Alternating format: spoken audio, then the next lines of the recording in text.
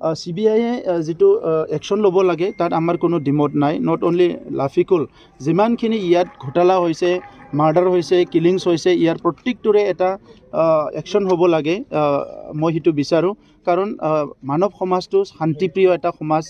মানৱ জাতিটো শান্তিপ্ৰিয় এটা জাতি আৰু সেই মানৱ জাতিৰ মাজত কোনোবাই আহি পেলাই যেটো বিশৃংখল এটা ভাবুকি সৃষ্টি কৰে সেই সকলক যদি দমন কৰিব নোৱাৰে মানৱ জাতিটো চিৰদিনৰ কাৰণে এটা ডাঙৰ সমস্যাত ভুগিব লগা হয় যোৱা বছৰৰ পৰা বছৰ ধৰি আমাৰ ইয়াত বিভিন্ন অস্ত্ৰ শস্ত্ৰ জনজনিৰ কাৰণে কিমানখিনি আমি পিছ পৰি গলো গতিকে এইখিনি সময়ত CBI NIA জুনে নহওক কিয় সকলোকে মই একশন ল'বলৈ আহ্বান কৰিম ৰঞ্জন দৈমাৰী ডাঙৰীয়াক ইতিমধ্যে অসম চৰকাৰে জেলৰ পৰা শিফ্ট কৰিছে আৰু ইয়াৰ পিছত নেক্সট পৰ্যায় আছে আমি দাবী কৰি আছো যে ৰঞ্জন দৈমাৰী ডাঙৰীয়াক কেনেকৈ পাৰে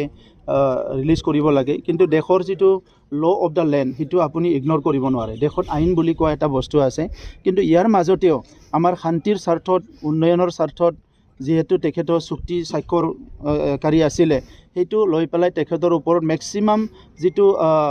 এক্সকিউজ বা মেক্সিমাম যেটো ৰিলেক্সেশ্যন হিটো কৰিব লাগে বুলি চৰকাৰক কৈ আছো আৰু চৰকাৰো চিন্তা কৰি আছে আৰু ইয়াৰ পিছত নেক্সট পৰ্যায়ত ৰঞ্জন দৈমাৰী ডাঙৰীয়াক এটা ভাল স্থানত ৰাখাৰ কাৰণে চৰকাৰে চিন্তা কৰিছে য'ত নেকি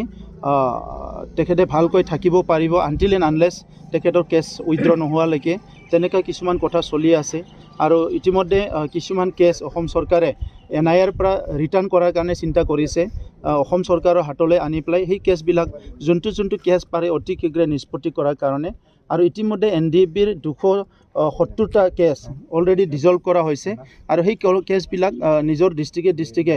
পঠোৱা হৈছে আৰু ডিষ্ট্ৰিক্টৰ অথৰিটিবিলাকে সেই কেণ্ডিডেটবিলাকক মানে বা ব্যক্তিবিলাকক ইনফৰ্ম কৰা হ'ব সো এইটো ভিতৰত বহুত স্পীডত গৈ আছে এজন দুজন বাহিৰত কোনোবা চিঞৰি আছে আমাৰ তেখেতসকলৰ লগত কোনো লিংক নাই কাম হ'ব লাগে সেইটোহে আমি বিচাৰোঁ এনেকুৱা এটা সেকশন থাকিয়ে যিসকলে কনষ্ট্ৰাকটিভ নহয় অলৱেজ ডিষ্ট্ৰাকটিভ এই সকলৰ কোনো ক্ৰিয়েশ্যনো নাই কোনো একো তেনেকুৱা কামো নাই তেনেকুৱা এটা সেকশনৰ মানুহ থাকে এইটো সদায় থাকিব সমাজত কিন্তু আমাৰ মূল উদ্দেশ্যটো হ'ব লাগে কি সমাজখন কেনেকৈ আগলৈ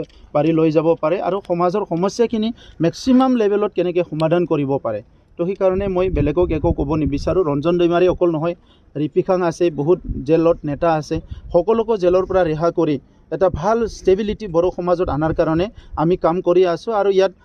ডক্টৰ হিমন্ত বিশ্ব শৰ্মা অসমৰ মুখ্যমন্ত্ৰী ডাঙৰীয়া তেখেতে নিজে খুব সিৰিয়াছলি ভেৰি কমিটেডলি ইয়াত মানে কাম কৰি আছে আৰু তেখেতেও বিচাৰিছে য'ত 30 বছৰ 40 বছৰ আৰ্মছ কনফ্লিক্ট হৈছে আৰ্মছ লৈ সংগ্ৰাম হৈছে সেইবিলাক স্থায়ী শান্তি আহিব লাগে তেখেতে নিজৰ ডায়েৰীৰ বাহিৰত ওলাই পেলাই যিখিনি পাৰে সহায় কৰিবলৈ আমাক আগবাঢ়ি আহি আছে নট অনলি বড়ো কাৰ্বিৰ ক্ষেত্ৰত আৰু বিভিন্ন আজি গোৰ্খাসকলৰ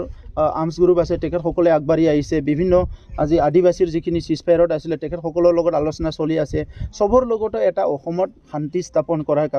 কাৰণে অসমৰ মুখ্যমন্ত্ৰী ডক্টৰ হিমন্ত বিশ্ব শৰ্মা ডাঙৰীয়া নিজে লাগি আছে গতিকে অলপ সময় দিব লাগিব গোটেই সমাধান হ'ব সেইটো সব কথাই সুইচ টিপি দিলে হোৱাৰ নিচিনা নহয় গতিকে আমি আশাবাদী মাত্ৰ নহয় আমি কনফিডেন্ট কি এই প্ৰবলেমবিলাক সলভ হৈ যাব কাৰণ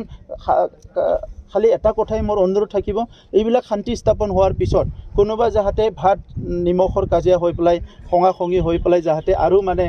সমাজখন মানে বিপথে পৰিচালনা নকৰে মই সেইটো আহ্বান থাকিব